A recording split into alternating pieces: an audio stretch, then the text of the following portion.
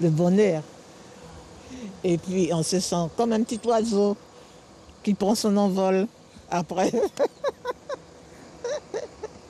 De nouveau libre, après près d'un an de confinement, Eliane, la première résidente de l'EHPAD Saint-Paul à s'être faite vacciner en janvier dernier, est à présent de sortie.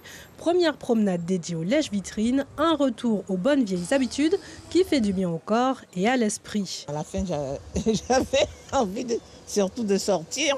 Il y avait sortir pour pouvoir aller faire les activités qui se passent à l'extérieur. Alors, donc j'attendais ce jour-là avec impatience. Une bonne vivante qui avoue ses appréhensions au début de la campagne de vaccination. J'y étais pour, mais je voulais avoir un temps de recul. Et puis après, bon, avec des journées d'information, de sensibilisation, j'ai un peu changé.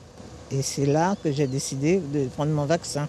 Rester enfermé pendant plusieurs mois n'a pas été chose facile. Je ne l'ai vécu pas trop mal dans l'ensemble. Bon, les premiers jours ont été peut-être un peu difficiles, mais après on s'y fait, puisqu'il n'y avait pas d'autre solution. Je me suis quand même occupée par certaines animations qu'il y avait au sein de l'établissement.